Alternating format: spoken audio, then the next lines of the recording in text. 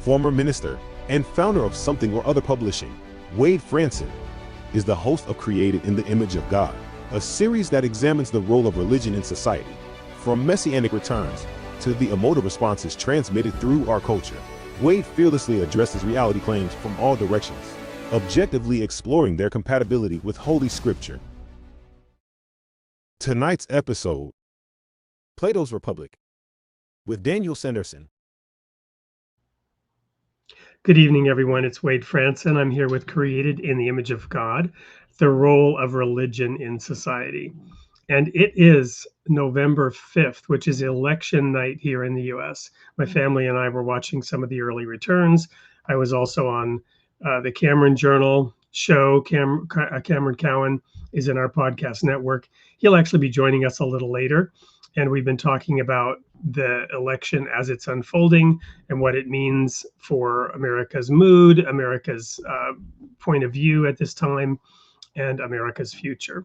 But tonight we're not going to look at the future. We are going to look at the future, but we're going to do so through the lens of the past. One of the greatest philosophers that ever lived, Plato, and we have a modern philosopher, Dan Sanderson, who recently published a book called Reimagining Plato, who will be joining us here in the studio. And the tagline for tonight's show is not really Plato's Republic. It's actually, how would Plato vote? Let's welcome Dan into the studio. Thanks, Wade. Good evening, Dan. Welcome from the North, where the madness of a US-style election is a mere sideshow, and I'm sure Canadians watch with interest to some degree or another, perhaps bemusement. What is the mood of Canada about America's election this year? We're on the edge of our seats. I mean, any closer to America and we'd be Americans, really. I mean, it's just the way it is. Yeah, well, I've often had my joke, being born in Canada, as you know I am, and what is the national identity of a Canadian? And the answer is not American. Yeah. Canadians kind of love to hate America in a way, it seems. And so is it with some trepidation? I mean, and I'm sure there are, many different perspectives, but still, what's the perception of this sideshow or this momentous occasion, depending on how you look at it? Well, what's interesting is that the divide of right and left, of conservative and liberal, is razor sharp in our country as well. And it seems to be a phenomenon that's kind of sweeping across the world. I mean, I can only speak for Canada, but for my country and how I'm perceiving it and our political system, but it is very close as well. The two ideologies are in a battle, and which one will survive? It's hard to say. It's such an emotional divide between neighbors, right? I mean, you can have people on neighbors and family members. Neighbors and family. I hope that greater sensibility, emotion, and love kind of prevails, because it's quite intense. It's quite intense. As most of the audience, I think, knows, I'm a Baha'i. Baha'is are strictly nonpartisan. We do not get involved in partisan politics. We don't share how we vote. We don't seek to influence how others vote, which is great. But at the same time, one of the first principles of the Baha'i faith is independent investigation of truth. And in fact, in my view, this is sort of my interpretation, although I could support that with certain Baha'i writings, it's a sacred responsibility to vote. Now, in a past life, when I was a member of the Worldwide Church of God and when I was in the ministry, we would sometimes ask the question, how would Jesus vote? And my answer was always, he wouldn't. He said, my kingdom is not of this world. If it were, then would my servants fight? But now, at this time, my kingdom is not from here. So how would Jesus vote? He wouldn't. He said, render unto Caesar the things that are Caesar's and unto God the things that are God. That was my position for many years. It was against my religion to vote at all. Today, it is my belief that I have a sacred duty to vote. I have to participate in civic life. And the kingdom of God, as I used to believe, and I still do, is being built here on earth. It's just the timing is different, the circumstances are different, and I won't get into all that.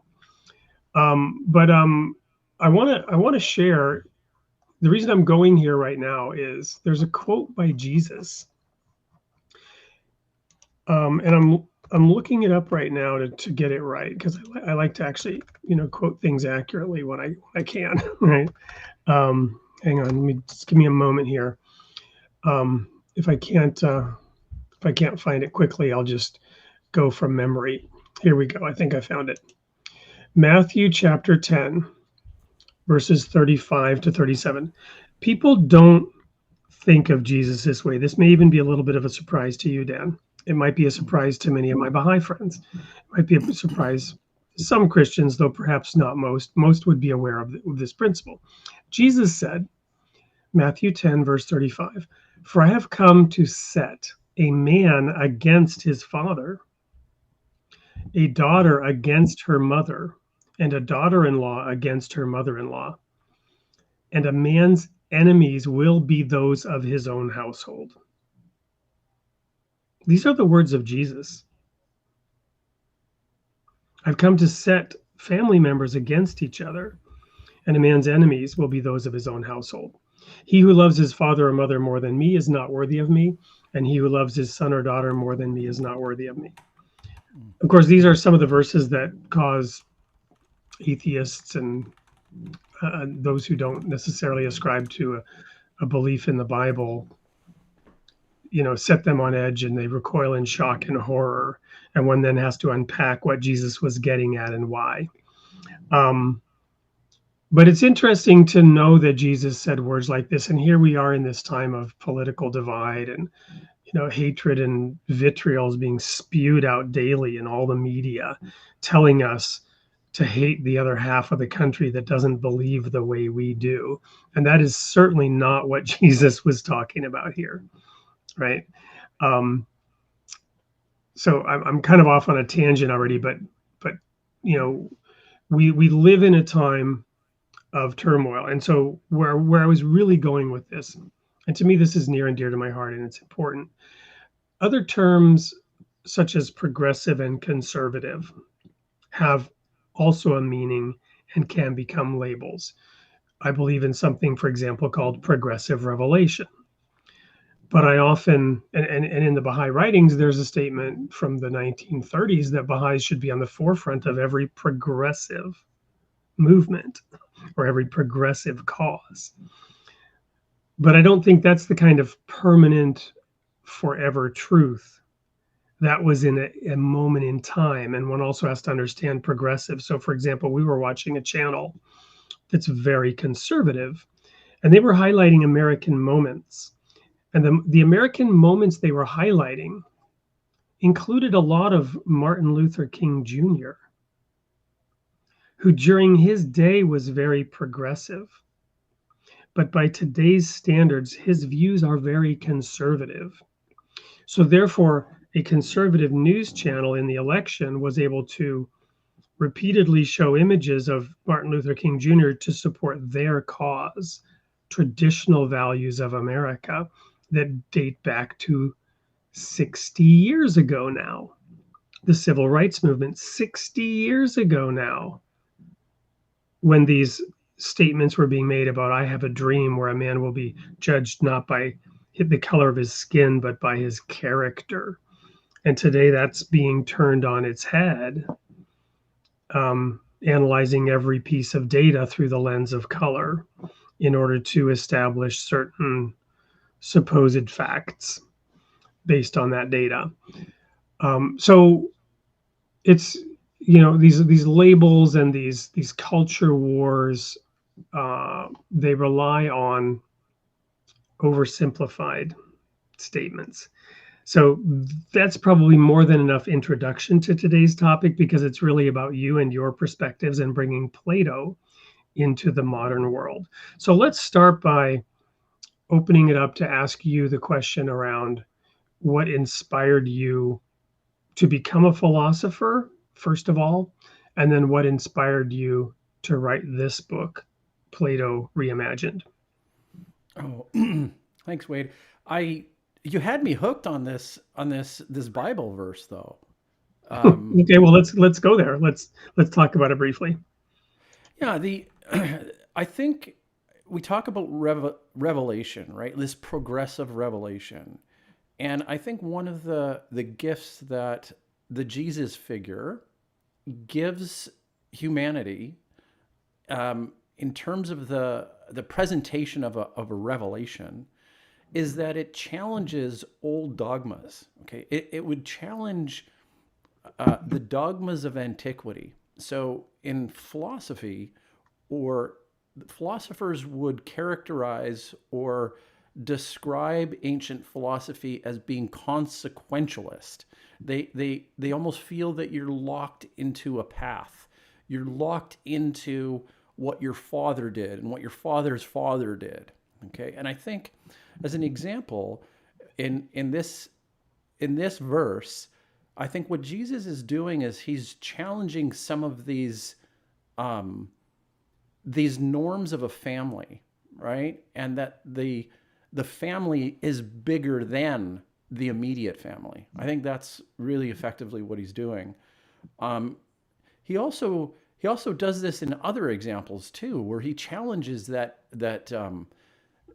natural birthright of the younger child with the younger and the older. This is very progressive in Jesus's time, and something that we didn't see in the ancient world, right? If you were the oldest or the eldest child, the inheritance went to you. Okay, and we've seen that through history. That grip starts to release a little bit. Now, it's not without its challenges. It's not without its um, controversies and conflict, right? But I think through the lens of Jesus, to open up to um, a broader sense of love is really the ideal, right? And I think that's what he was doing. Very interesting. Appealing to a broader sense than just family or even tribe.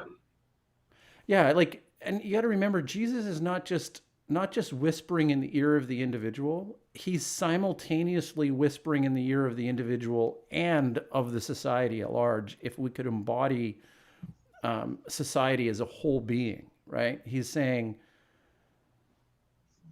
it's like he becomes the living conscience of humanity, right? This is kind of the ideal, is that challenging the ideal and saying, oh, that's interesting. Maybe there's something that, in the light of the ideal human being, we can aspire to be something bigger or greater than we are, right? And so, I mean, I wholeheartedly accept this idea of progressive revelation, although not quite in the same nuance you do, I don't think. Very Wonderful. close, though. Yeah, yeah. Well, cool. So thank you so much for unpacking that for us in that manner. So then, obviously, you do have a philosopher's heart, a philosopher's perspective. So what inspired you to take that route?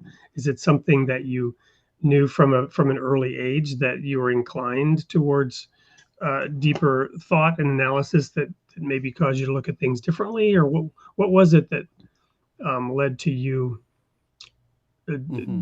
going the philosophical route? I think I'm a layman's philosopher. In 2016, I couldn't make my way through the dense literature of any philosophy book. I had a friend of mine that passed away a number of years ago, and I don't know if you know this story, Wade, but um, I kind of was a father figure for a young fellow by the name of Tyler. He's a friend of mine that had kind of a bum uh, rap, or genetically he was just not put together very well, and he passed away at a young age due to a lot of different things. But I tried to help him out as much as I could, and I I was I was completely focused on business. I had no inkling towards philosophy at all. He had disappeared for a little while and resurfaced, and he did as he did. He kind of resurfaced as with this new atheist vigor about him. You got to read Richard Dawkins. You have to read Sam Harris. You have to read Christopher Hitchens, right?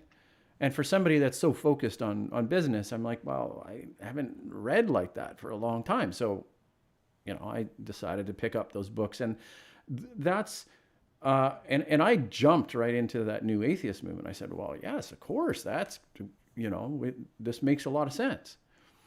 And probably like much of the rest of society, realize that is kind of in itself a bit of a cult and probably a false idol.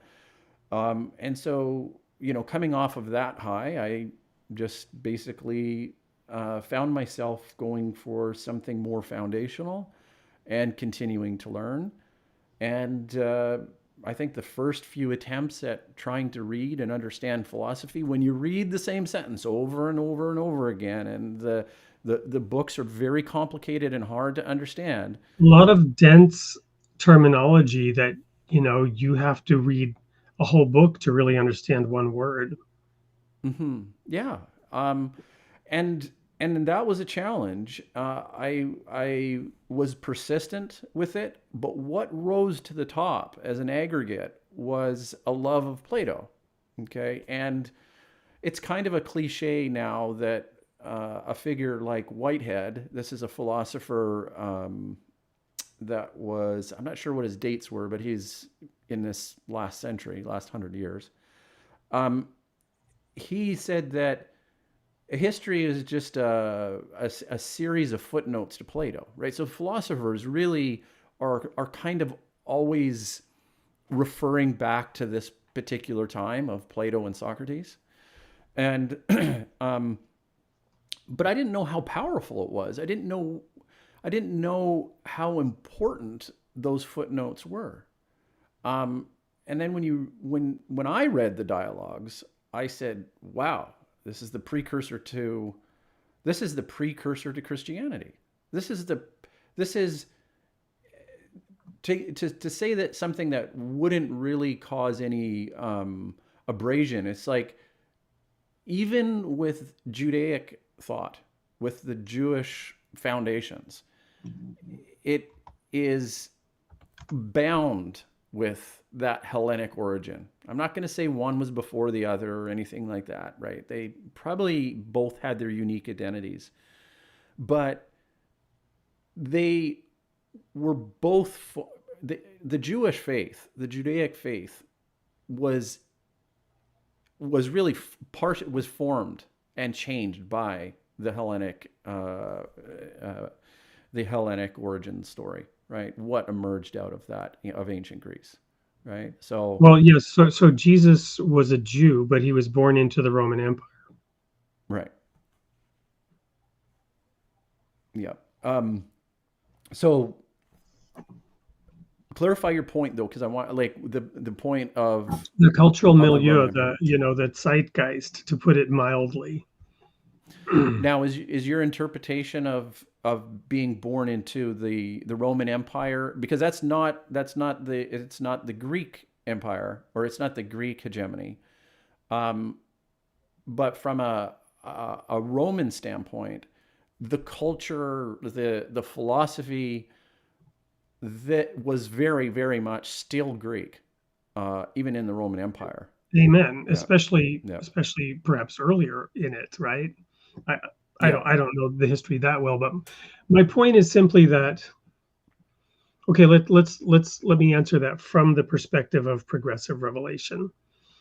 And again, this is my view, my interpretation of it. Mm-hmm. When the Genesis story was delivered, I'll put it that way, when the Genesis story was delivered, which is not to address the question of whether it was true or not, literally. I'm not addressing any of that. But there are different theories on when the Genesis story was redacted, edited, when Genesis chapter 1 and Genesis chapter 2, the twin Genesis stories in the Bible, how they came to be redacted, put together, whatever. The story could only be told in words that could be understood, right? So it's not a scientific treatise Mm-hmm. on the formation of the universe and how stars come together and how galaxies form. Mm-hmm. It, it was given to a people who didn't really understand what the moon and the stars were to a degree, even, right? Didn't know anything about evolutionary theory, and on and on and on. All the things that we know and all the concepts that we have that were not available at the time that story was told. And so my view is that this was given by God, but it was given in a language to a people in the context that they were able to understand and comprehend, and that was useful to them at that time. But it was done in such a perfect and beautiful way that, as somebody wrote a little while ago in the chat, don't forget the curse of the generations. Oh no, this is actually, sorry, this is the chat. And those who read his word millennia later, talking about the Bible. Or when I said it takes a whole book to understand one philosophical term, John Jackson wrote kind of like the Bible, right? Deep concepts, deep language. My point being, again, to get to your question, progressive revelation allows us to receive additional information, additional revelation at the time we're ready for it.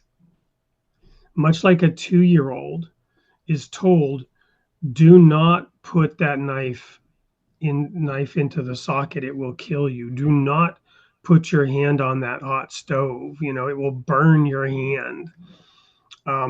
We're told hold my hand when you cross the street, you will die, right? Mm-hmm. And then now I've got a 16-year-old daughter out there driving on her own, right? That same daughter that I had to hold her hand when I was crossing the street. Yeah. My point being, God is giving us those things for which we are ready at that moment in time, but not just as an individual, but as a species.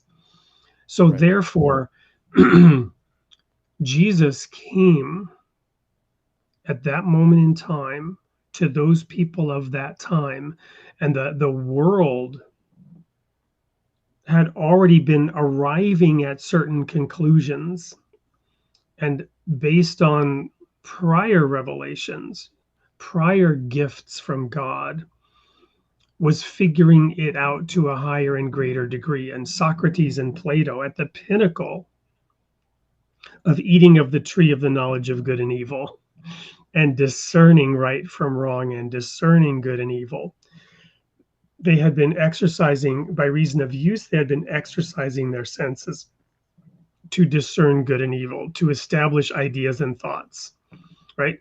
So to that moment in time, Jesus came and added a whole lot of depth and understanding to that which is already readily available around him at that time.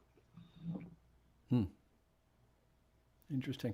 Well, to add to that, there was a book. I mean, we've heard this that there's a book that can define a civilization, right? And one book that defined a civilization would have been Homer's book of the Iliad and the Odyssey. And there were many other books, but those are the ones that I guess through the writing and rewriting of history, and in that case, it wasn't done by historians; it was done by bards. And which of those, I think, 10 or 12 books of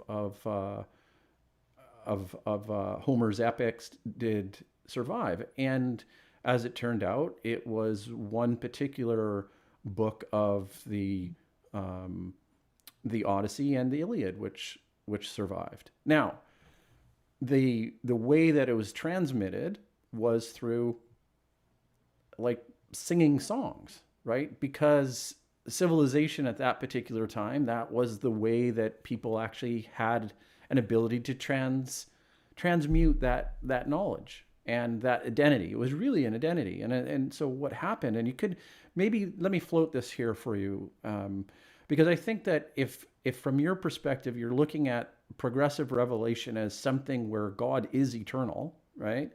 That the move that was brought to Socrates and Plato at that particular time was pushing them, urging them in the direction to say that hero worship should not be solely directed at the warrior class.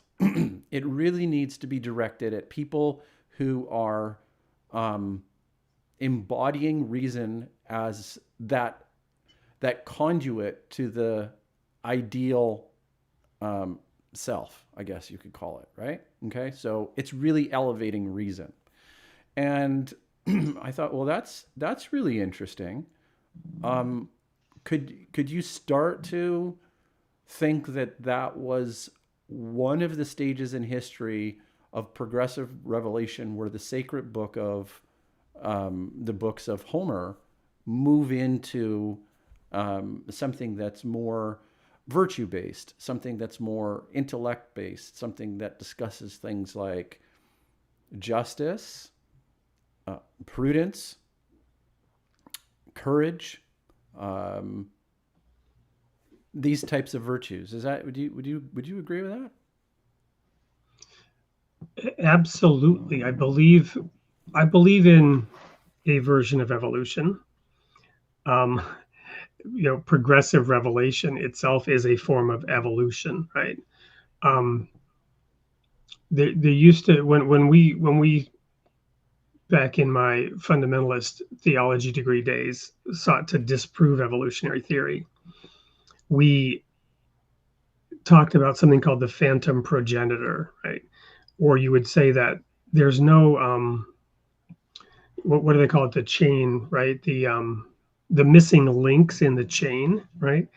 Because you'd study, and you'd look for these missing links, and we would say, look, there's no chain. There's no missing link. There's a missing chain. You have all these links and none of them connect, right? So you had a phantom progenitor, which at every stage in evolution, suddenly, boom, the phantom progenitor emerges and a new species is created. All the links are missing. You just have a series of chain links end to end. There's nothing really that connects them, right? Every single transitional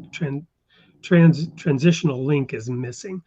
What's my point here? My point is that the evolution that I believe in is divinely guided. And at key points, we receive the inputs from God that are needed to progress us. It's a divine educational plan. And all of creation is led this way, such that the static symbol is a tree with its roots in the soil, able to derive nutrients and nourishment from the dirty earth, from the former kingdom, the mineral kingdom. And the plant kingdom literally feeds off of that which came before. And its leaves stretch towards the light. And its power is photosynthesis, right? Which then in turn gives the animal kingdom something to feed off of. Right? And today in modern science, how much research, I don't know if you follow it, but we're studying into animal species more than ever to unlock the secrets of the universe and to apply science based on what this, that, or what value this, that, or the other species already possesses, right? The principles of that lead our scientific exploration and our stretching towards the light come from studying what already exists in the form of this diversity of life is the animal and plant kingdom. We're unlocking the secrets by studying nature itself. So my point is, this is all divinely guided, and the evolutionary process is divinely guided by external sources, inputs into what we learn and experience. So, long-winded answer, yes, absolutely. What you are saying is true. Humanity is evolving and moving forward from older models that we realize are flawed, and we leave them behind, and we move towards higher levels, higher planes of understanding and thought and virtue and aspirational goals that we now understand we can achieve. But we got to be ready for them, right? And we're not always ready to them for them. Just like the way the Bible was written, and in the example that you used of the story of Genesis, Right. we have a capacity at this point that may be very different from our capacity in 100 years or in 1,000 years. And I don't think we have to. I don't think we're saying anything controversial there. Not at all. Um, Let us quickly go to a commercial break, which is actually a little trailer for your book, and then we'll dive into the topic of how would Plato vote, having laid this sort of meandering, hopefully interesting to the audience, exploration of philosophy. We'll be right back. Don't go anywhere. Of ancient wisdom could guide us in today's world. What if the lessons of philosophy were not just ideas from the past, but living insights for the present? In Reimagining Plato, Daniel Sanderson brings together the timeless minds of Socrates, Plato, Isocrates, and Sophia, rethinking the cardinal virtues and helping us remember what it means to seek the good.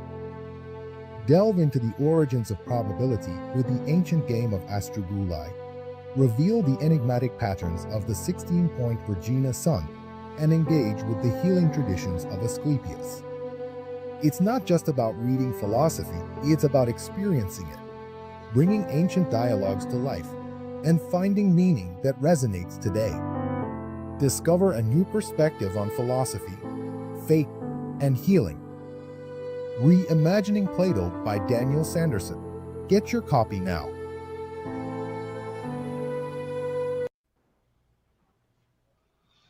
Welcome back to Created in the Image of God. I'm here with the author of that book, Daniel Sanderson. And in the sneak peek, we shared that, Plato wrote something called The Republic, and he had his views on how civil society should be structured and organized.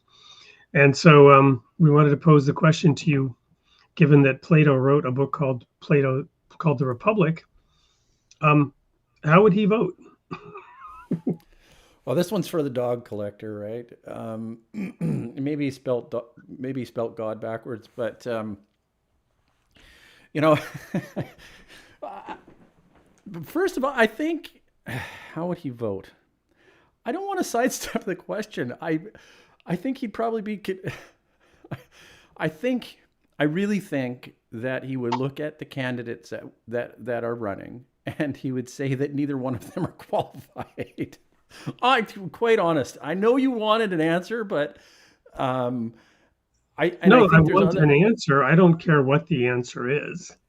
He was all about, look, you hire, or you not hire. You would go and buy shoes from a shoemaker. You would buy, so that person who we would want to run our country or be the leader of our country should really be the most qualified person for the job, right? Well, and by qualified, what were his qualifications? Yeah, that's a good point. What would be the qualifications of a leader? I think that he was. Are you familiar with Pericles, the great, right? So I think he was viewed as a really solid leader, and he invested a lot into the development of the Greek culture, and he parsed away the nonsense. He wasn't authoritarian, but he was a strong, commanding, decisive leader within Athens, right? He ran into some problems later in life when, I don't think his wife was Athenian or something like that. And there were some problems with some accusations with some family stuff or whatever. But at that point, the country was kind of falling apart and stuff. So people have to understand that Plato and Socrates were around when the country was kind of disintegrating, right? They had just lost a war against Sparta, and really questioning, like, hey, we were on top, why are we not? And I think the difference with America is that America still has the largest economy in the world. It still has the biggest military and the strongest military in the world. So, maybe we're still blind a little bit with that, with that. Yeah. And I'll continue to talk because you're muted, and so your mouth's moving. I was saying I don't want to descend into a debate over whether we need to make America great again or not. I put that up there because the philosopher King, right? And by the way, for everybody, I did vote today, right? There's my button. I voted today. There you go. Yeah. It's your sacred duty, right? That's what. Exactly. I won't tell anybody how I voted, but the philosopher King, right, is what he was looking for.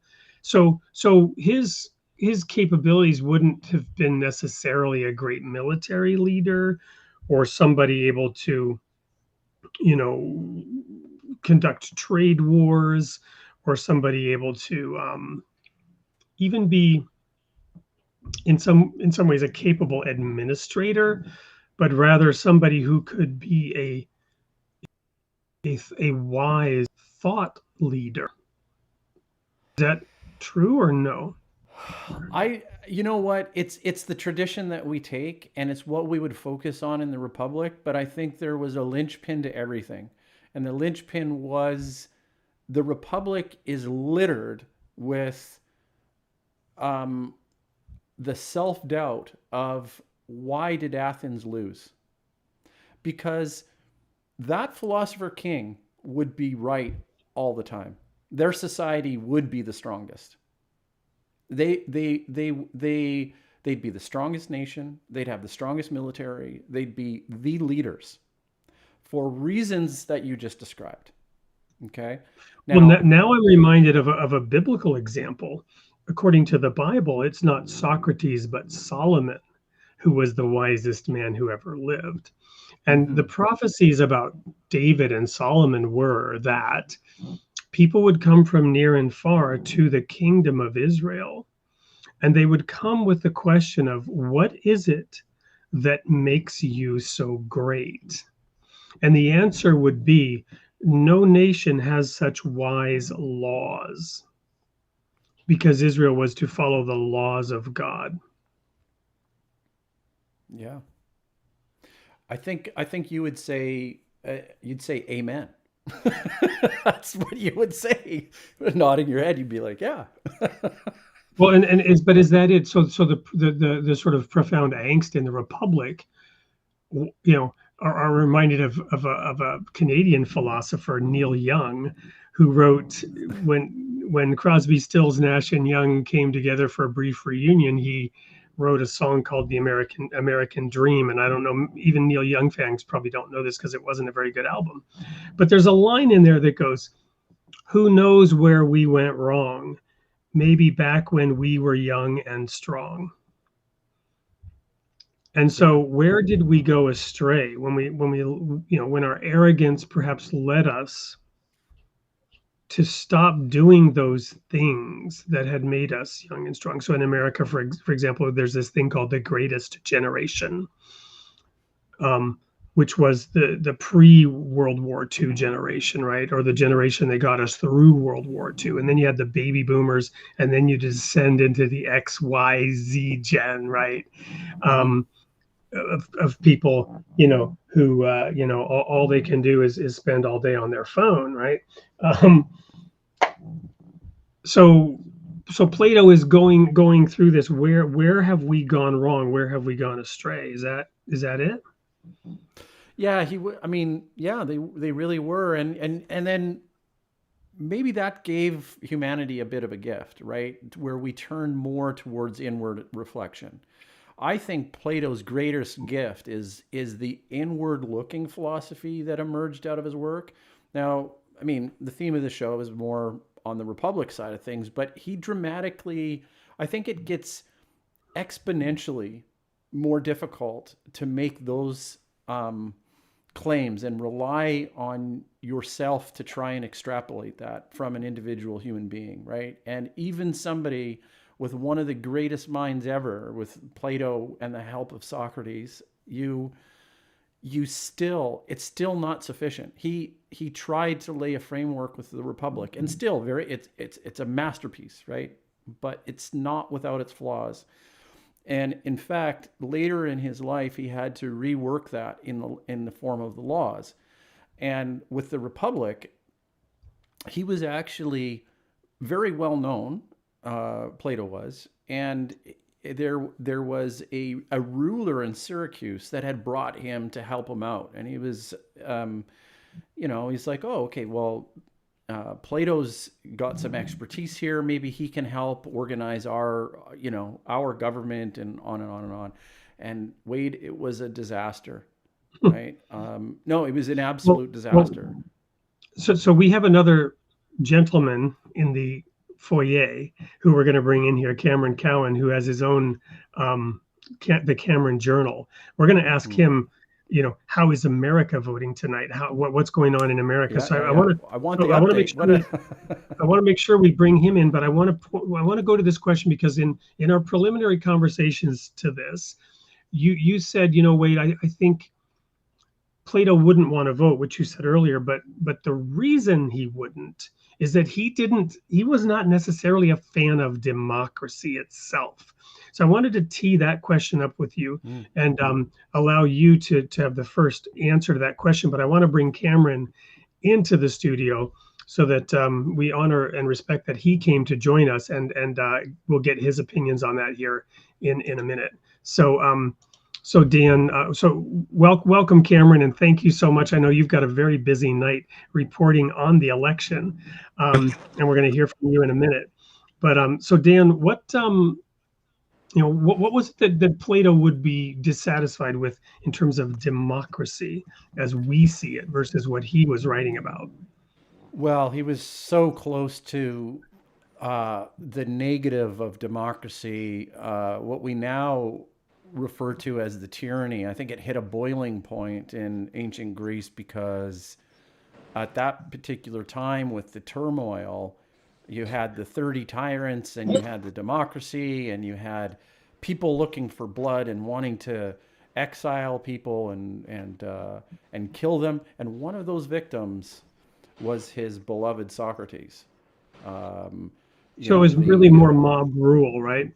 Yeah. The voice of the people having the power, whereas those with perhaps to some degrees more wisdom and experience could see that the mob was wrong. Is that it? Yeah, I think that's the idea. I think really Plato would focus on the fact that the people, the most qualified people should run, and if that is in an aristocracy, then that's the way it should be done. Quite simple. It's the people with the most qualifications really are the ones. And how do you demonstrate your qualifications? Well, you demonstrate it by what you have accomplished, with the word, basically. Well, we're gonna go to Cameron here in a moment. I just want to sort of put a wrapper on that, which is this gets back to the evolution. And I don't know how much of that part you heard, Cameron, but I'm a firm believer today that the majority is usually always wrong, but still that is the path forward. Everybody must have an equal say. Every human being has the same amount of dignity. Every single one of us is created in the image of God. And we're at the point in our evolution where democracy is an absolute minimum standard requirement, even if through our evolution we got here through different phases. Enough said from me and you. Cameron, welcome to the studio. Hi, good evening. It's election day here in the United States, and I'm sure everyone has been watching. I have been live broadcasting for 3 hours, 46 minutes, and 45 seconds as of right now. So, What's going through the mind of America as you sit and look at all this wonderful noise unfolding, and all the little counties being marked red and blue, and all the analysis of this and that sub segment of American society sliced and diced by demographics and race and sex and economics and geography and every other? What is all this data telling you about America? And how and why is America voting? I mean, obviously, this was always going to be a bit of a contentious election. We went into this race with an incumbent president with favorables in the basement. When Biden was still in the race, his favorables were in the 30s. And that's not usually a good sign for re-election. Still, he soldiered on until obviously the debate performance in June, and then a month later we swap out candidates, and here we are. And this was also going to be contentious because it was a 2020 rematch between Biden and Trump initially, and so that was was a lot of people being like, anybody but these two, sort of, can we have something else, sort of thing. And even in the Republican Party, Nikki Haley mounted a pretty decent primary challenge to Trump as the party tried to but unsuccessfully moved away from Trump. And so this race was always going to be contentious, but there are some big issues in the country right now. Obviously, inflation. Well, let me pause you there and just say it's interesting in that light. I hadn't quite taken a step back and looked at it like that, but the Democratic Party solved that problem by inserting a new person, near the end, who was very different from the old person, though of course closely associated with him. I have to say, very non-democratic, though. I mean, the Democratic election of Kamala Harris is that's a common criticism of her. I would remind people the Democratic Party didn't even have open primaries till 1972. They just told their voters who they were going to vote for. And I would also note that she was already on the ticket as vice president. People were signing up for another race of the Biden-Harris administration. So it's not like we just picked her out of a bin somewhere. She was, I think, for a lot of people, with Biden not looking great, was the logical person to take over, sort of thing. And Biden very elegantly engineered that for her, because that was not the plan for the rest of the DNC. So. And I thank you very much for pointing it out, because I think that's absolutely fair and important to know. At the same time, one of the benefits of a primary is to have that person have to defend themselves, have to explain their positions, have to respond to challenges, right? And that's the part that America missed out on with Kamala Harris, which leads to a bigger, broader question about qualifications. How do we understand qualifications? Because we talked about this with Plato, what qualifications would he put forward as supposedly being in a leader? But the way that this American democracy functions, in theory, that's what we're supposed to be able to do, is to understand the qualifications. So why is the American election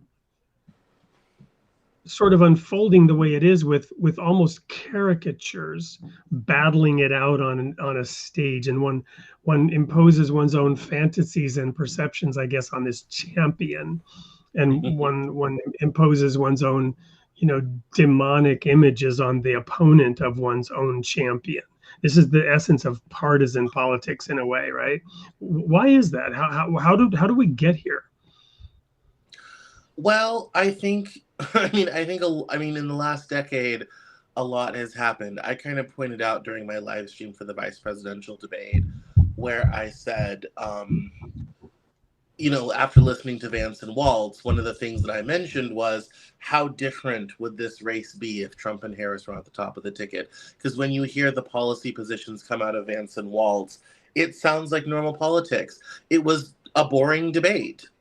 um, and that was kind of what people, I think, wanted and were looking for, um, and it was kind of refreshing, I think, at some level.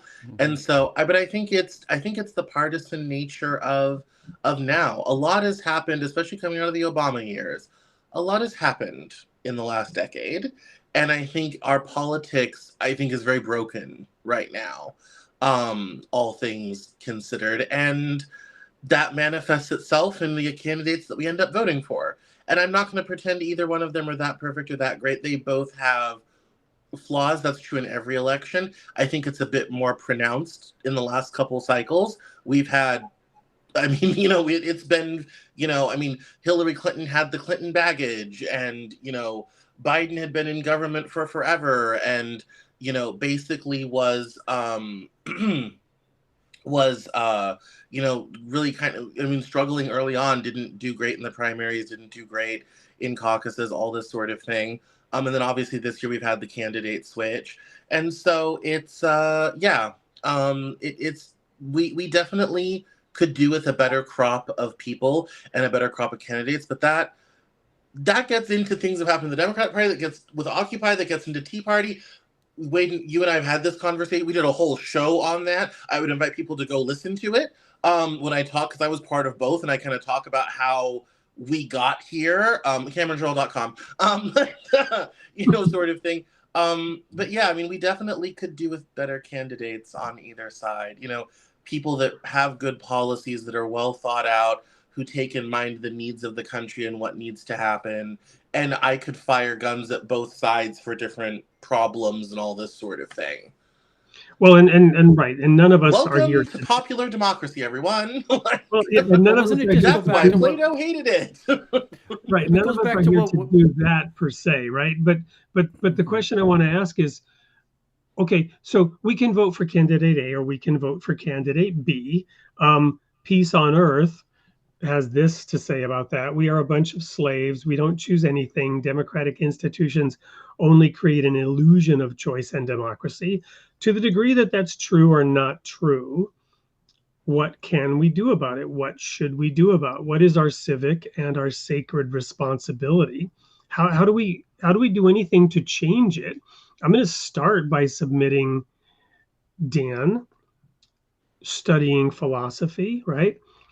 Getting a liberal arts degree. I have a liberal arts degree. Now, my major is in theology, but I had to study the classics. Dr. Kyriakos Stavronidis taught me the Odyssey and the Iliad, right? And he gave me a D and then an F after I submitted my final paper because I didn't get it at that time. I lived in terror of having to pass his biblical scholarship class because I was on academic probation after my freshman year. Exactly because I resisted the kind of education he knew I needed. By the time I graduated 4.5 years later, I got an A in his biblical scholarship class, and I was able to debate him in a sense on some really, really important issues at the European Ministerial Conference in Colmar, France, after I later graduated. And I was one of the few people in the room who were able to stand up and debate with him because I had taken his advice seriously about how important it was to study the classics, right? And we studied a whole host of things in that liberal arts degree. So I submit education really is the key. And I don't mean to dominate here. I want to hear from you, but I got to say one more thing. And that is to quote John Jackson from earlier, yes, but which truth, since Plato saw philosophers as truth seekers? How do you think he'd react to today's spread of misinformation and fake news everywhere? I have an answer to that, but I've said enough. Back to you, Dan and Cameron. Cameron, you take the fake news. I mean, obviously, education is incredibly important to a functioning democracy. The founders were aware of that, and we have such a wonderful tradition of mass literacy and popular education in this country, particularly in the 20th century. So it's very good. It's very important. But I think that there's certainly not maybe as many people as one would hope. I mean, only 30% of people in this country have college degrees. I have an advanced degree. I have 2 of them, and one is like a mini PhD sort of thing. And we're down to 12%. You know, I mean, you could fit, you know, all of us in a large boat sort of thing. So it's it's an, you know, I think there's a difficult thing, but you also get into credibility, who to believe, why to believe them, all this sort of thing. You know, grounding in a certain amount of common sense, which is, you know, feedback I get a lot. I think a lot of people come from a lot of different backgrounds, and I think it's hard to, in a country as large and diverse as ours, it can sometimes be a struggle to blend all of those things together. We have to remember Plato had the advantage of having a relatively small, ethnically homogenous situation to deal with in the Peloponnese. Whereas we're a country of 325 million people that spans a continent 5,000 miles wide, and we come from every nation on earth. Every religion, every ethnicity is here. And I think that presents a very different challenge, at least for the United States. I think that's also one of the reasons why governments in Europe tend to work differently and better than they do here. I mean, our nation is so large and so populous. It's, you know, there's not, I mean, our competition is India and China, you know, sort of thing. So it's a very different, Not situation. diverse, It's those hard 2 to bring everyone countries together. compared to us. I mean, there's a Yeah. lot of diversity in those 2 large countries, but not the same degree or kind as we have.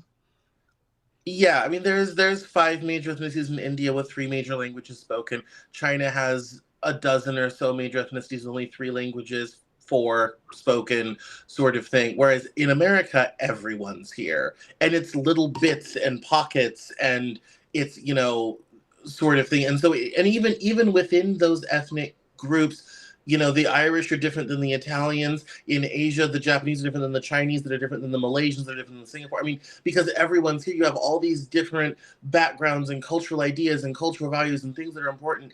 And it can be really hard to bring all of those things together in a set of common values. In the past, we took the Anglo-Saxon value and we applied it to everyone, kind of universally, non-discriminately. We have started to move away from that in about the last 25 years. And that's so, I mean, we're really kind of living into a new answer on what a true multiracial popular democracy looks like. We are forging new ground, as we have always done in this country. Well, I don't know if you were here for the part where I was commenting on I was channel hopping from different channels reporting on the election, and I was watching a conservative channel that was featuring vignettes of Martin Luther King Jr. Because guess what? He led the civil rights movement 60 years ago, which was very progressive at its time. But it shocked me just how conservative he was by today's standards. In terms of on the progressive and the liberal side, if he emerged today with his views from the 60s, he would be very conservative. Yeah. I mean, but how times have changed. Yes. How times have changed. It is 2 minutes to 10 o'clock, and we're getting another huge data dump. So I gotta go. Thank you. We're honored that you've squeezed us in. Thank you for showing up. Namaste. No, thank you guys so much for having me, and I'll talk to both of you offline. But thank you so much to all your listeners, and we'll do this again later. All right. After we're done here, everyone go watch Cameron as he counts down the rest of the election until the wee hours of the morning, and still won't have an answer for us. All right, guys. Thank you. Good night. Good night. All right, Dan. So back over to you then to answer the pieces of that didn't get answered by Cameron and my back and forth. Getting back to the whole liberal arts degree and the education that's needed to create a different kind of election 4 years, 8 years, 12 years from now. I love what you said, Wade. I think that democracy, right, wrong, or indifferent, is about bringing everybody along. And, you know, not everybody's educated at that level. And if they're almost demonized as ignorant, dare I say, basket of deplorables. Yeah. I mean, That was a so phrase used by one candidate against the followers of another candidate a few years ago. yeah, so I think, really having the patience, and you used the word earlier too, and I've heard it before. The word is it's something about not decency, but something you give somebody when they're typically you give them. Uh, it's like a form of respect or decency. RESPECT. No, I mean the like when somebody's like in a hospital, like what is it that you give somebody? You Um, afford them the dignity. Dignity was the word I was searching for, right? And so I think that right now the the the academic interpretation of dignity is something that we feel we should thrust upon those who are less fortunate, and almost like a liberal reaction to those that don't have uh, um, that somehow lack what the majority have, or something like that. And I think dignity can be imagined in slightly a different way. And dignity means that we're all brothers and sisters. And so aunts and uncles that have a differing opinion or a different ideological standpoint, I think they deserve that dignity of being included in a conversation and respected. And I think that is more of an ideal form of dignity if we want to grab onto that, rather than institutionalizing it. If you know what I'm trying to say. Yeah, So it's something that has to be given. It can't be mandated. I mean, yeah, it and I must think be mandated. I mean, we have to set the minimum standard, right? We have to have laws, and we have to enforce those laws to mhm. protect people, to preserve standards, equal, dare I say, equal opportunity. But we can't mandate equal outcomes. And in order for there to be any kind of equal outcome, we have to help each other voluntarily. At the granular level, at the individual level, you reach out your hand and help somebody up. All those movies with their inspiring moments when the music score rises and the lighting is just right and the angle is just right. It's when somebody's reaching a hand over a ledge to pull another individual up over that ledge and save their life. You know, Certainly there are equivalents where a president with his pen signs an edict into order. um, Another one of those moments on that conservative show today was when President Lincoln decided to make the Civil War about slavery. And they highlighted that after that was done, England and France withdrew their support from the South. That was a moral moment. It was a moral decision that the president made at the very end of 1862, which then went into effect in 1863, to make the war for a more perfect union and the war to preserve the union no longer just about preserving the union, but about abolishing slavery. My point being, yes, there are a few legislative moments that are inspiring, but true equality will come when we voluntarily become our brother's keeper. And yes, we will Yeah. build a just society in which we have just laws that reflect those values. But those values have to be instilled in the individual. As Peace on Earth here said in the chat, the change in society will take place when people accept God as their leader. I firmly believe this. My atheist friends, with all due respect, and my agnostic friends, with all due respect, this is my belief. I have a right to my belief. My belief is that this will come when people accept God as their leader, when people accept that source of higher power that we submit to, not just our own idea of good and goodness and our own desire to to be good and moral and right. That's critical. Our own hearts must want that. But it comes from a humble acceptance of the awe of a being vastly more powerful, loving, merciful than ourselves. A leader whom we know will afford us more mercy than we would ever afford to somebody else, but who at the same time tells us that whatever standard of judgment we use will also be used against us. In other words, a superior being that will be intent on rooting out every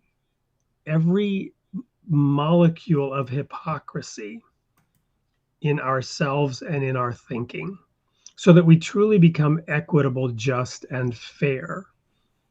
It requires both the desire to do so and the acknowledgement that somebody, a being, a force vastly superior to us, is guiding us along that path. And then he says politicians couldn't care less about common good. I believe there's some truth to that, because their belief is that they will cause the common good if elected. I believe that politicians, even those who will do anything and say anything to get elected, right? That's one accusation that I hear thrown out a lot, and it's probably to a degree true. That politician will say anything to get elected. And while that may be true, it's probably because that politician believes in their own essential superiority, right? That they will bring about a better good. They need to be elected because they're the one that's going to bring about the positive change. That doesn't work unless it's submissive to a higher authority, unless one is acknowledging a source of wisdom greater than oneself. And then he concludes by saying this is achievable through education based on the Holy Scripture, going to the holy writings of God. So anyway, I'll stop there and allow you to respond to some of that, Dan. I don't know. I've gone on a little bit here. Well, I don't know how to go down that rabbit hole of the very explicit declaration of Holy Scripture and the Bible. I think I'd fall back on the maximum that you hold dear to your heart, and the Baha'i community holds dear to their heart, that everyone is, I don't know if entitled is the right word if I'm repeating it, but the independent investigation of the truth. And everybody must see it with their own eyes. Everybody Right. has a responsibility to discern it. Right. And And therefore each one, and this is now me, you've probably heard me emphasize this, we will all see it differently. Each one of us has a unique perspective. None of us stand in exactly the same place. That is the very definition of perspective.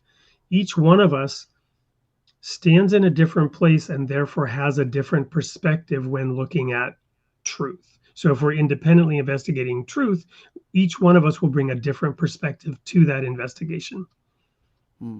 Surprisingly, that's very much there's some parallels with Nietzsche on that, but I won't go down that rabbit hole. No, but not Nietzsche. Yeah, but we also know each other well enough, and I've brought this up to say that I think our parallels and our overlap are stronger than our divides. In fact, I see over a period of time of getting to know, and for listeners that don't know, we've known each other for a number of years, and I feel that we've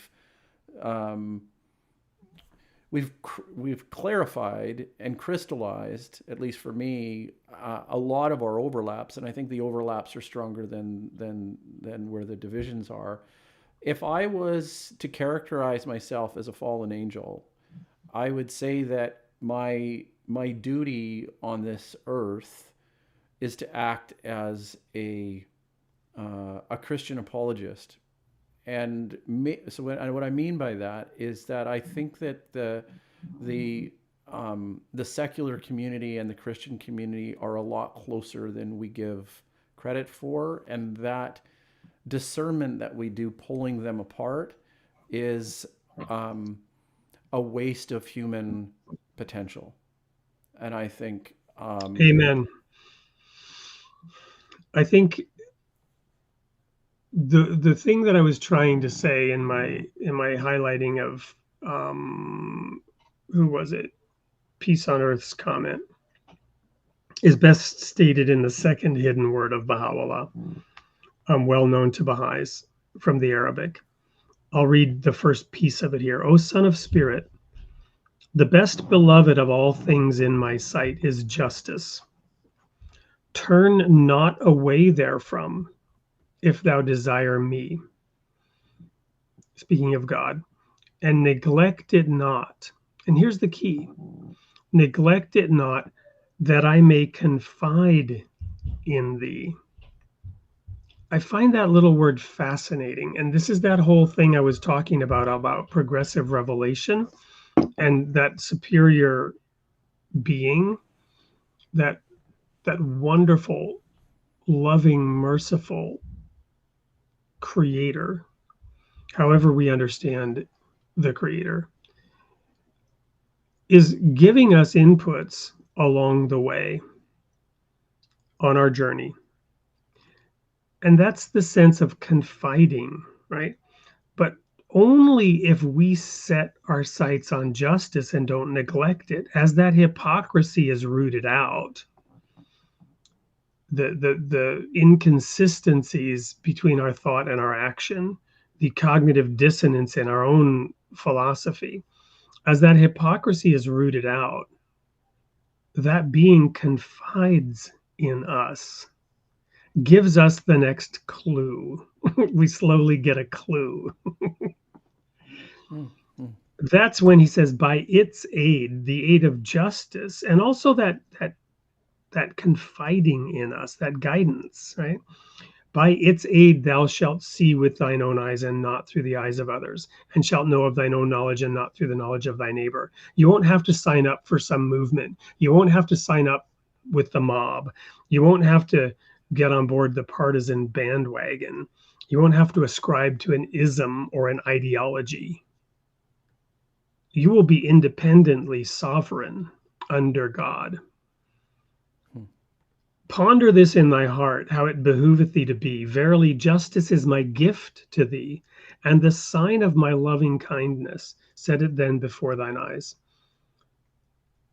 So, how should we vote? Well, each of us is going to have a different. Yeah, there's an election. Each of us is going to have a different perspective, right? Everybody's going to approach this differently, and each of us has a sacred responsibility before God. Now, I started this show by saying it used to be against my religion. Interestingly enough, I abandoned that just in time for the election cycle in which Obama and McCain were competing against each other. And after that, it was Obama and Romney, right? I believe. And then it was Hillary and Trump. And without meaning any disrespect to either of those, suddenly the crushing weight of this responsibility descended on my shoulders in 2016. And I was so physically ill at the thought of having to vote for either of them that I did not fulfill my sacred responsibility. I ended up not voting at all because of the feeling of having voted incorrectly in the previous election. And just the way I tend to have an overly developed sense of responsibility anyway. I couldn't bring myself to vote for either of these people because I didn't see either of them as being the kind of person I wanted to vote for. I didn't at that time see either of them as having the qualifications, which for me, a minimum of truthfulness, a minimum of integrity, a minimum of honesty, a minimum lack of hypocrisy, Mm-hmm. a minimum of goodness and well-being. And I've had to further deepen and understand what the criteria are by which I should make that decision. But that's only for me. Somebody else would have said, "Oh, that was such an easy choice because Hillary Clinton was so wonderful, or Donald Trump was so perfect." And that's fine, right? Everyone is entitled to their perspective on this. But that's where I was at that time. Yeah, I remember. I mean, I wasn't a big. Well, I'm not going to say what I was thinking at that point, but I remember that young women were brought to tears because their idol of Hillary Clinton and what she could have done for women in America was, shattered. And I don't know.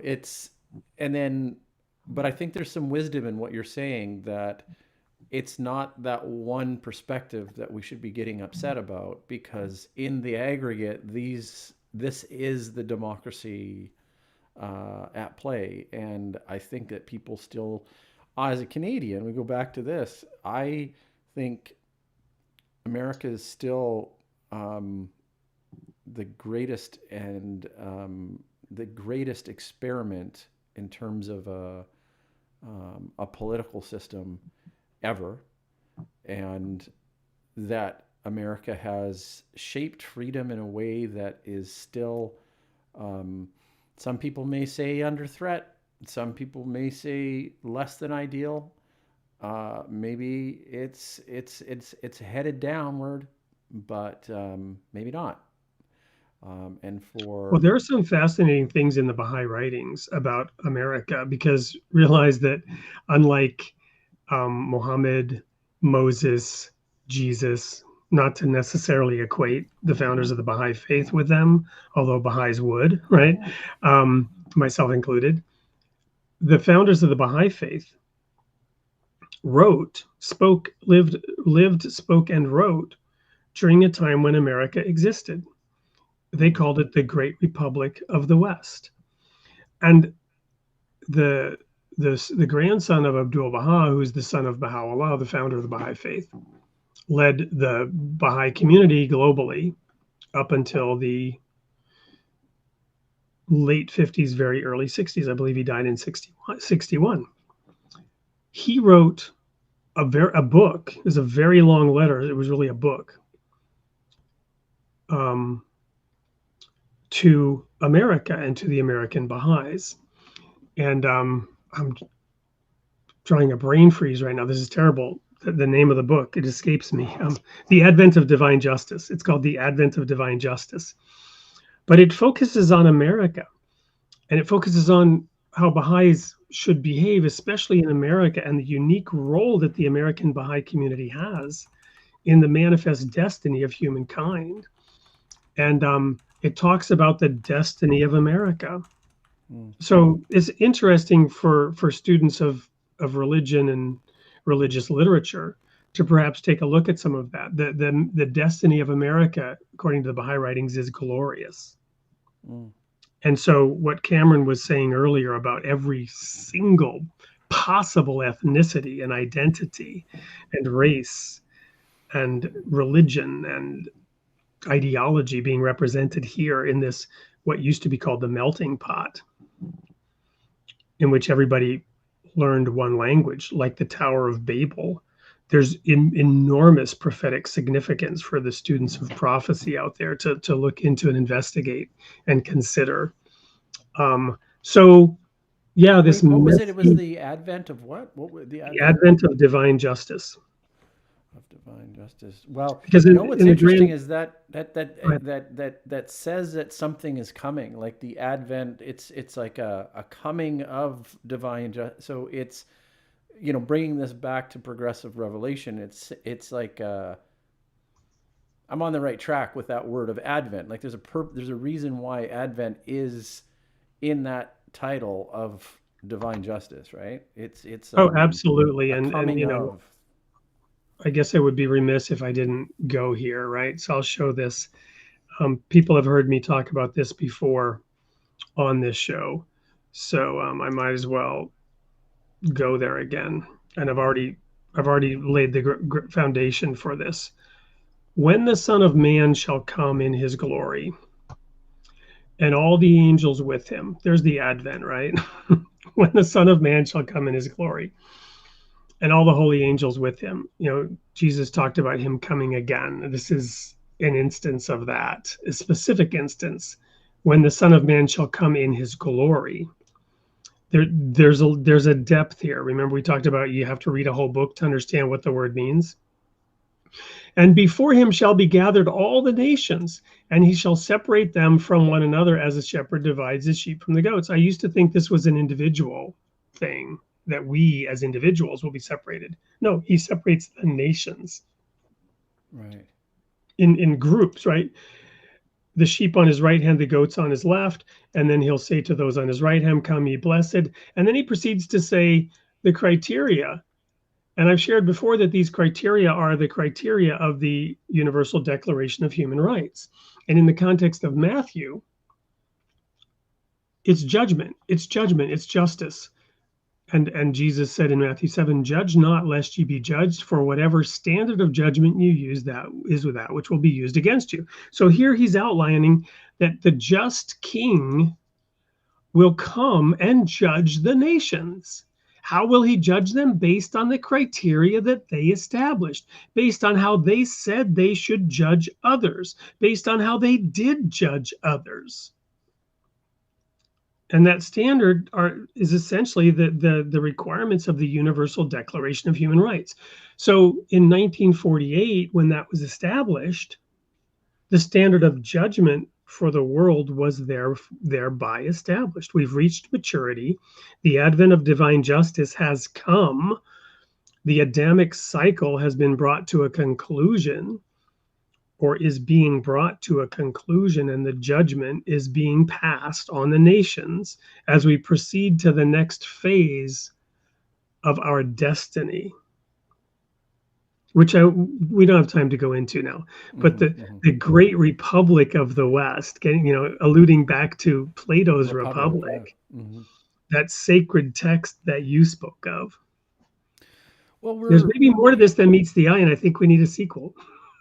Yeah, we hunger for having the best political system. We're not just saying, "Hey, this is good enough," right? I mean, the intellect is trying to say, and by definition, the divine is trying to say, this is the ideal, right? That's something within us is illuminating that, right? Okay, and we're driven to it. We're attracted to it like flies are to a light.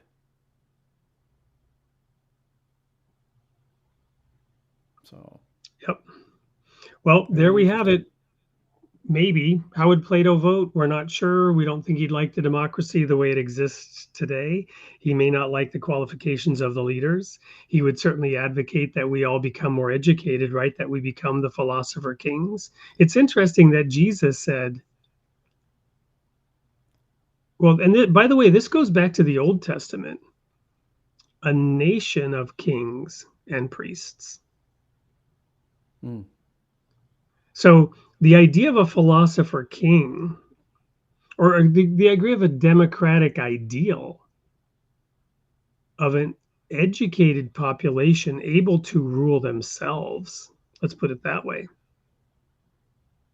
with a certain degree of individual sovereignty. And we didn't really get into the federalist system in the United States of America, and how, we joke about the sovereign state of Texas, but each state has a degree of sovereignty in the federalist system.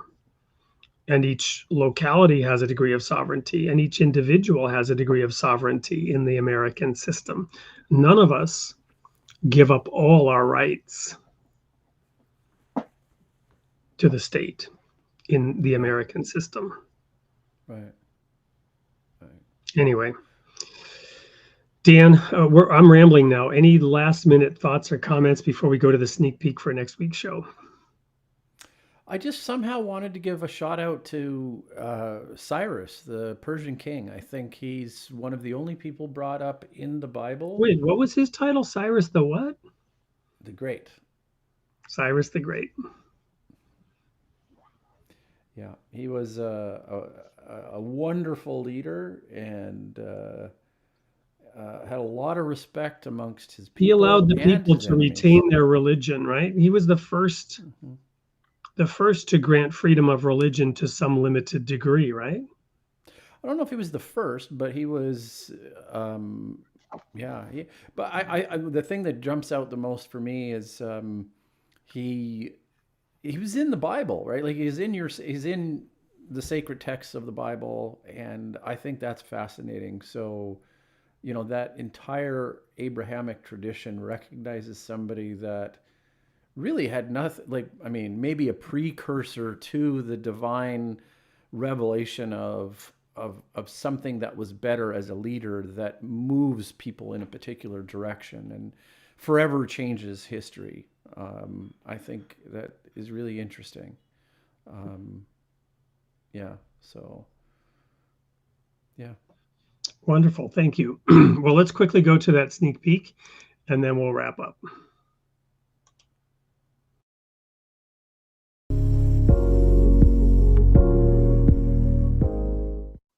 Hey, everyone. This is your host, Wade Franson, created in the image of God, the role of religion in society. We're here with a recurring visit from our favorite neighborhood, or should I say global economist, Bruce Kerber. Welcome into the studio, Bruce. Thank you, Wade. I'm glad to be here again. We are here with the fourth installment of your 5-part series that we've been airing over the last 3 months. And this installment is titled Reuniting Ethics and Economics. And this is interesting because as you and I were just chatting behind the scenes, we're pre-recording this sneak peek prior to the pending election of a new president here in the United States.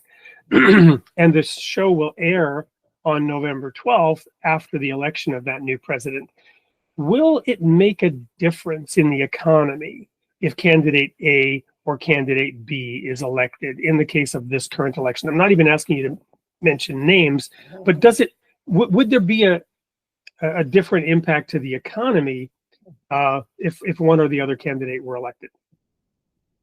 Well, ethics and economics are sister disciplines. They were separated in the past, and now with the divine economy theory, they're reunited. And what I think the basic point that you're trying to make is, will the economy be affected by one party or one person or another? And I believe that it all depends on the exercise of ethics. And it appears that there is a difference in the ethical behavior among the people who are candidates. So I think the outcome would be significantly different ethically, and so the economy is connected to the ethics. So. And I believe it's fair to say that given the relatively close nature of the race in this cycle, as it was last time, people might disagree on which candidate would represent, a more ethical approach. So maybe it's helpful for you to explain, what do you understand the word ethics to mean in the context of economics? Well, I think the broad picture is this involvement in the economy is unethical. So in that sense, there's not a lot of difference. But at the same time, we have to accept the fact that we're not at that point in history yet where that's understood. So there will be people who are in power who are going to be interfering with the economy, but some are more ethical than others. And so our choice is which one. I mean, if we're going to pick between 2 or 3 or 4 or whatever, we want to pick one has the most ethics, and so that would least impact the economy. Well, that's an interesting perspective, and we don't have much time in the sneak peek, but let me just tease this idea out there. And that is that we recently had a devotional gathering with a number of people, and it came up, people often ask, where's God in all this, right? And they lose faith in God because of what they see happening. And I said, the answer is simple. God gave us free will. There's no God in it, in the sense that we're doing this to ourselves. And you and I were just saying, well, God doesn't micromanage, right? Far from it. He doesn't micromanage. He shines the sun on the just and unjust alike. The rain falls on the just and the unjust alike. God does not micromanage situations. And as we move forward in the evolution of society and ever more complex systems of people in governance relationships with each other. We have democracies with elected leaders who govern us in that sense. But the scale of, let's say, the federal government or the so-called United States of Europe or whatever, the Union of Soviet Socialist Republics, aka the Soviet Union, these massive scales where there's centralized planning, micromanaging at the level. That's what you're talking about then. So a more ethical approach would be less micromanagement of the economy. And yet I would submit that many people believe the opposite to be true. There's a Baha'i principle that says we should work towards eliminating extremes of wealth and poverty. And one way people think they would accomplish that is by micromanaging the economy. Well, the other view, which is not well known, is the fact that entrepreneurship is what brings about the equality of wealth, and I mean the minimizing of the extremes of wealth and poverty. Because a person who has nothing can acquire great wealth by serving customers, serving consumers, and so those who don't serve could lose their wealth. So there's this dynamic that's there that's always present when entrepreneurship is driving it rather than some arbitrary decision from on high. Wonderful. Well, Bruce, thank you so much for coming to the studio to create this sneak peek. There you have it, the introduction. Come prepared to hear a whole lot more on November 12th, 8 p.m. Central Time for episode 124 of Created in the Image of God. See you there.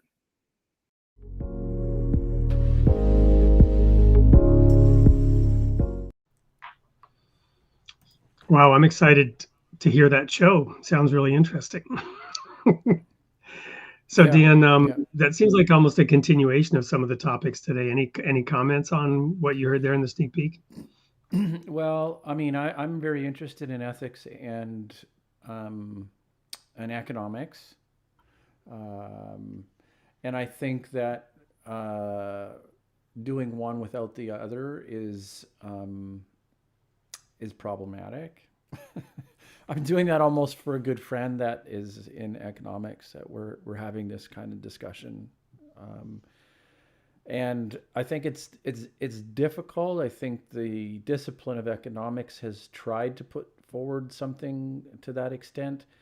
However, economics is still an art, which means it's in the discipline of the arts, not of the sciences. And I think they, as a discipline, they would very much like to be part of the sciences. However, I feel that the way to bridge that is through an ethical framework, and that's maybe not shared by everybody, but we trust the institutions and complexity theory and experts to tell us what's right and wrong, or do we have an intuition where we can each raise our hand and say, this is the reason why you're not right, or we feel that you're wrong. So at our peril, we remove individual agency. And that's kind of what I'm leaning on in response to my perception of economic theory as it lies right now. Interesting thing that happened is I found that a relative of mine was one of the first females in Canada to have a PhD, and her doctoral thesis was on the ethical system of Adam Smith, which was very interesting. So I'm waiting for that thesis to come. She's a relative of mine that used a large portion of her income or her estate to set up a family trust, and that family trust allowed me to go to post-secondary education and descendants. It's quite a remarkable family inheritance and fund to rely on, and that's where that came from, was from one of my distant relatives that set up this trust, and that's what her doctoral thesis was. Awesome. Yeah. So. Well, that's a good sort of capstone for tonight, where we talked about so many things, including education as the path forward.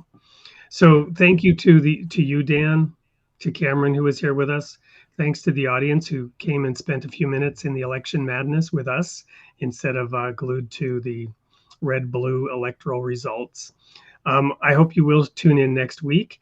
Continue to spread the word about this show. We're very excited about the momentum we're getting and the audience we're building, and the guests that we're able to have on, like you, Dan. So thank you, everyone.